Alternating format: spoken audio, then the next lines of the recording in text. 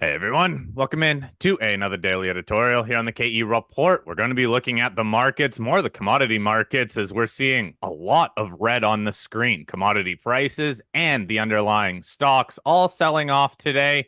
We are chatting with Sean Brodrick, editor of Wealth Megatrends, also contributing analyst to Weiss Ratings Daily. Sean, I want to start off with the oil market because the most recent announcement from OPEC where they agreed to extend voluntary oil production cuts into the second quarter of this year and even further out. Fact of the matter is, it's not helping the oil price. So the oil price has been selling off right now. We have oil trading in the low 70s, about $73, but this is still very much in the range that it's trading in. But just look at the action in the last about 5 trading days when oil was pretty much at $80 a barrel, straight down from there. Now, again, I don't think the market gets all too worried until oil dips below $70 into the mid 60s. But overall, man, if you have OPEC not supporting the oil price, then maybe we will have lower prices. Sean, what's your thought on the oil move? Yeah, lower prices wouldn't surprise me. I thought that we'd see a bottom like somewhere around maybe 77, 78, because that's where the White House says it will buy more oil for the Strategic Petroleum Reserve. So I thought that was kind of putting a lower price in, but that's obviously not happening. And as you just said, OPEC has shifted its outlook. Now, one thing your listeners have to be aware of is that OPEC has put in production limits and then voluntary production limits on top of that already in place. They are continuing some to the end of next year, but 2.2 million barrels per day of additional voluntary cuts that were put in place, those are going to start unwinding starting in October. Now, that still seems rather long term. You have to wonder, why is the market reacting like this? Well, the market always overreacts. Basically, to me, this tells me OPEC has given up. It can't compete with U.S. producers that keep producing more and more oil because OPEC has been cutting. So the U.S. producers are like stepping into the breach and they're fulfilling those contracts. So what could happen, and I don't want to see this happen because believe me, I have plenty of oil positions, but we could have the kind of thing where the last time Saudi Arabia, which really runs OPEC, was having a feud with like some members because they wouldn't instill cuts, Saudi Arabia said, well, we'll show you what real production is and see how you like it. And they started outproducing everyone. And that drove the price of oil down really, really hard. Now, that's one possibility. The other thing is that, maybe some other agreement will be reached. I've been hearing for the longest time that oil prices are not high enough to support all the spending Saudi Arabia is doing and like wants to do. I don't think those forecasts are actually true because Saudi Arabia seems to have plenty of money and they aren't hurting in any way whatsoever. And we know they can produce on the cheap when they want to. So if you want to look at anything in energy, I would look at natural gas. Prices there have been doing pretty well already. We are exporting more and more liquefied natural gas all the time. And yes, President Biden put in a moratorium on like new liquefied natural gas facilities, but there are still existing ones being built. So our exports of liquefied natural gas will nearly double between now and 2027. And there are companies that will do well in the natural gas space. Natural gas already had its shakeout, and more recently than oil. So if your natural gas company can make money at these prices, they'll make a heck of a lot more money at even slightly higher prices. And if we see price of natural gas rise by a third or maybe 50%, they'll start to make a lot of money. So if I was looking in the energy area, I would look at that. I also still like uranium, but I mean, if you want, we can talk about that because I can't explain what's going on in uranium right now.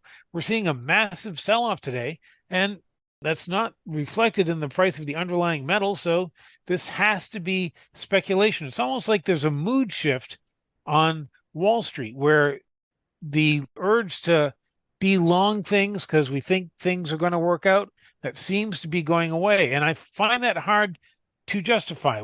And we have seen the Atlanta Fed's forecast of GDP growth for this quarter. Originally it was like 4%. Now it's like 1.3%. They keep bringing it down and down and down. And we have had some news about this, that, and the other thing, job openings, other stuff.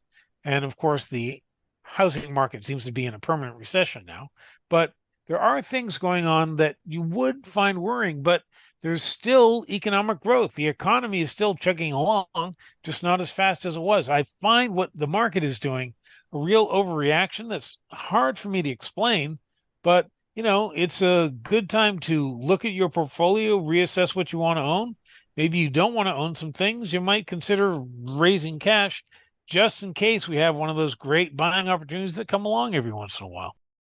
Well, Sean, just to that point, when you look at oil pulling back, nat gas is a little different in that it's actually gotten off its low. But when you look at the rollover in copper from just a couple of weeks ago, the rollover in silver, the rollover in gold, the rollover in oil, it seems like what was booming in commodities just a couple of weeks ago and things were breaking out. All we talked about was breakout, breakout, breakout on the charts. Now everything's rolling over. Is this a time investors should start looking at accumulating? If you think some of these markets still have room to run to the upside, is this a good time for investors to not get depressed, but start looking at how can they go purchase some stocks on sale? I would, but I just want to mention two things on that. And you and I were speaking about this before we started recording, how prices of things like copper were going up when it still looked like China was in serious trouble. Now things seem to be turning around for China, and that's when copper prices roll over. That makes no sense. So we're in kind of a tough world. The other thing I would mention is I keep looking at small caps, expecting them to start outperforming the larger caps, and it just hasn't happened yet. The money that is flowing into stocks is flowing into the larger cap stocks. So I know that people like explorers for the knock it out of the ballpark potential, but if you want to be more conservative about this, then it's probably the larger caps that will find their bottoms first.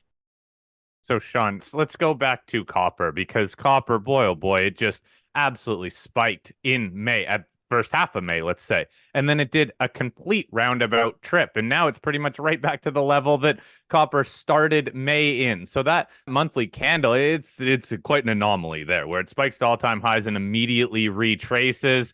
Yes, China's a player, but hey, maybe that was truly a short squeeze that pushed it higher as well. What do you watch in copper now for a follow through that I guess confirms that it's a bullish market rather than, quite frankly, maybe a major turn happened for copper? That's a good question. I was just reading an article this morning where, they always trot out these people that will say we need so and so many new copper mines to start like in the next 5 years. I'm looking at that and I'm thinking, well, that's not going to happen. I mean, I don't know if you've seen any charts of what's going on with like exploration drilling in any of the metals, but it's way down, which is partly a function of the fact that it's gotten more expensive to borrow money. So people are really pulling in their horns and they aren't doing the exploration drilling that they should be doing just to replace the resources they have now. It seems to me that copper's headed for a precipice. I mean, there is going to be a real problem with lack of new supply. I mean that, well, you've also heard about the problem down in Panama. You shut down big mine, and maybe the market's thinking that's coming back. I don't know, but like the government of Panama got hit with a fine that's like bigger than their entire GDP. I mean, what are they going to do? That's just crazy. So there's all these forces in copper. It's really hard for me to figure out. I am still keeping an eye on China because I'm thinking that has to explain what's going on with copper at some point or another. Maybe there's more bad news in China that the rest of us don't know about, that only certain select people on Wall Street know about. But when it comes down to it, I think that we're seeing some herd mentality here. I'm just trying to figure out what people are actually investing in. I mean, medical stocks, maybe stuff like that. But I don't think this pullback in copper is going to be long term. I don't, just because of like all the bullish stuff I've seen. You don't turn that off like you're turning off a faucet. And so, yeah, we did have that big spike in May, and then it turned around and it fell right back down.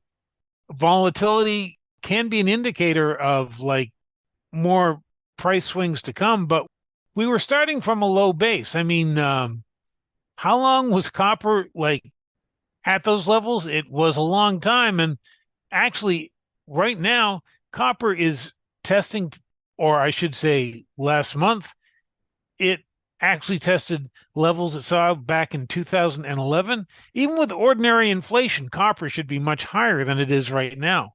So it's kind of hard for me to figure out. I do think this pullback is short term, but I'd be damned if I can really explain what's going on in the copper market right now. Well, Sean, you've been in the commodity space for decades and you've been following these kind of moves, and you write in your Wealth Megatrends about megatrends, and Yeah. copper or uranium and nuclear power. These are megatrends that have years in front of them of bullish supply demand scenario. So even if the prices spike up and then pull back in the short term, those are short term blips on the chart. It's significant when things break out to new highs, like what just happened with copper and the copper stocks. But when people that are investing in and are listening to this interview think, well, man, did I miss it? Has the move already happened?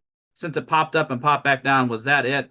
How would you balance out that kind of short-term myopic thinking with the mega trend that's in process for something like a copper or uranium, where it's clear there's still years for these things to ramp higher?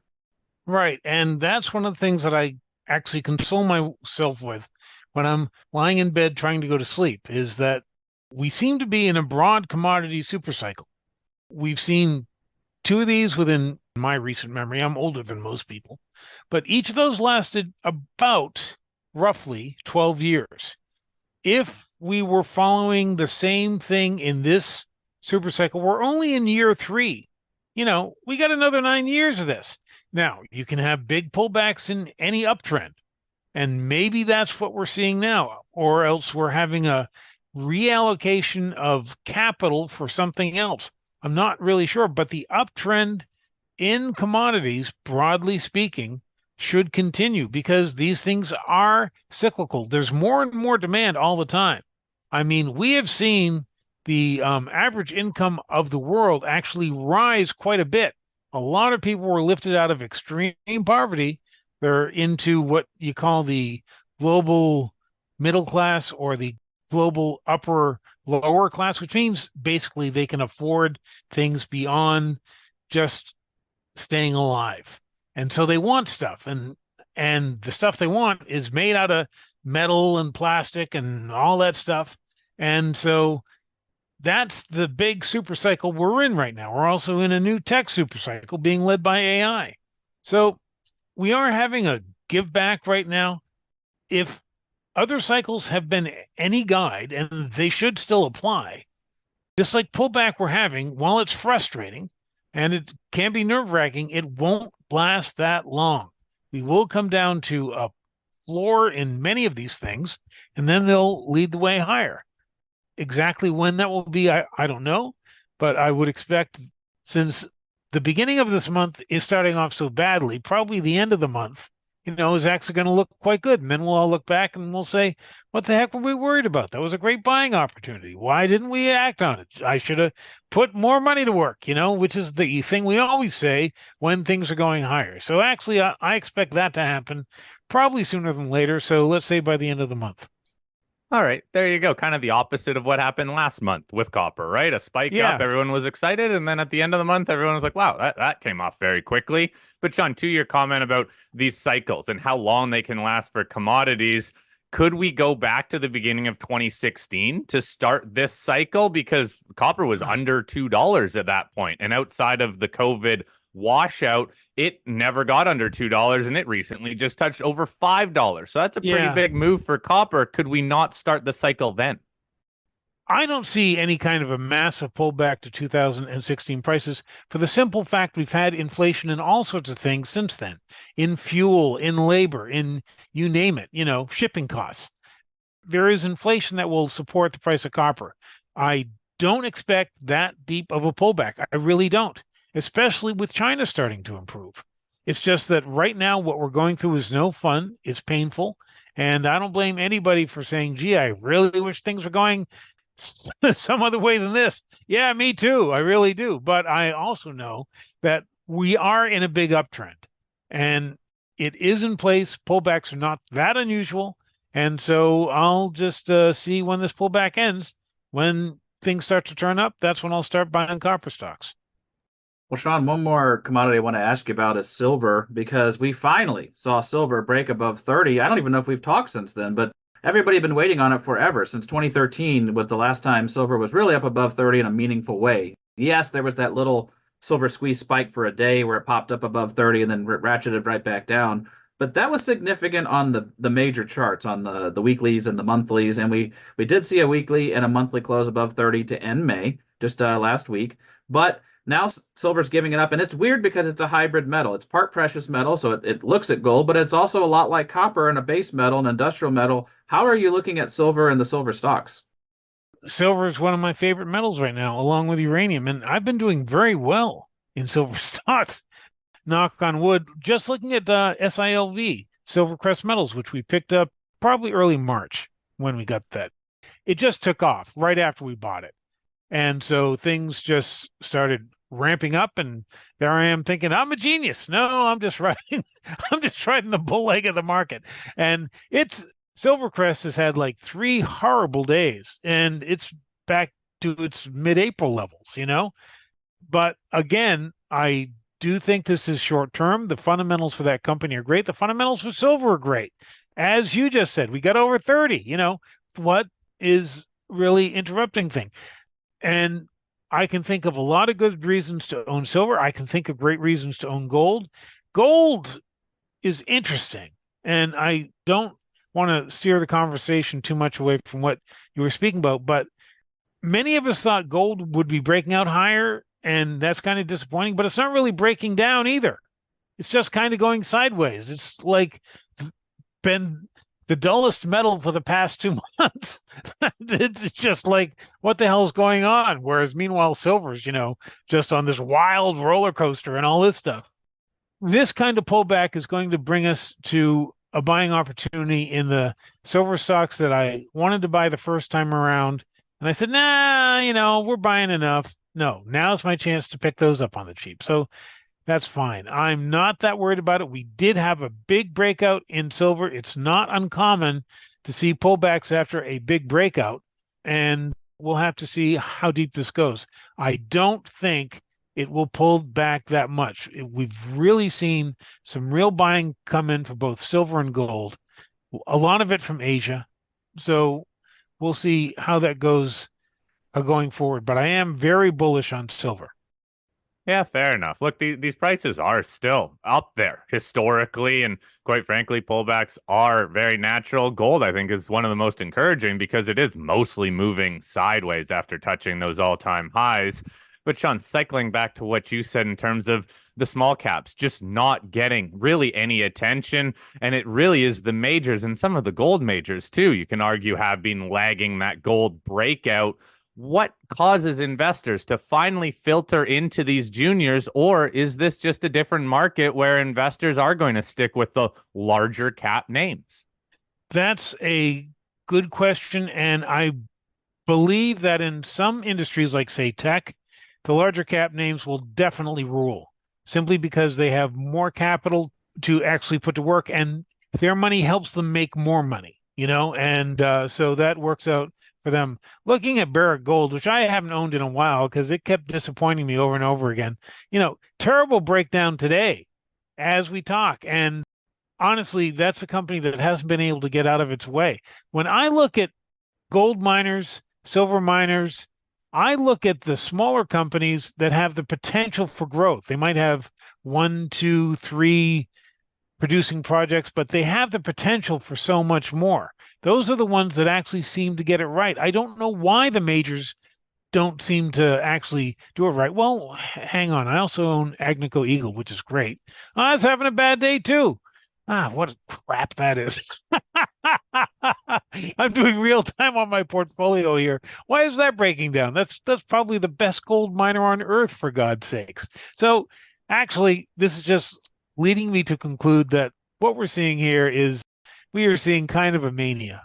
People selling for no good reason. Agnico Eagle is being a baby being thrown out with the bathwater right now. It's just crazy. And it's having a big move down, by the way, on lighter than normal volume. That's another thing, which is an indicator that this is a move that is actually a counter to the trend rather than being the trend. It has a big move on low volume. Never trust that kind of move. So I expect Agnico Eagle and my other gold stocks will find bottom sooner than later, much sooner than later, actually. And so I'm okay with this pullback. Do I want to buy more? Right now, I can't figure out this market. I'm not actually in a buying mood, though I did just buy a natural gas stock. Yeah, natural gas has been beaten down with a shovel. So if you find a company there that's just making money hand over fist, and the new predictions have come out, I don't know if you've seen them, but like the western half of North America is supposed to bake this summer. And so that probably means the big fires for the folks up in Canada. It probably means fires for the Western U.S. But what it really means is people will be using their air conditioning. And so all that electricity has to come from somewhere, and more of it is coming from natural gas. So, there's always places to find that look positive. Whereas when I look at the gold miners right now, I just see a move that's against the big trend. The big trend is higher. We are having a correction, but it's on lower volume, which is actually okay because that just gives you a chance to buy things on the cheap, because since it's on lower volume, that means it has less conviction. The big volume is on the moves higher. That's where more conviction is. So, that should play out quite bullishly just when things find the new support.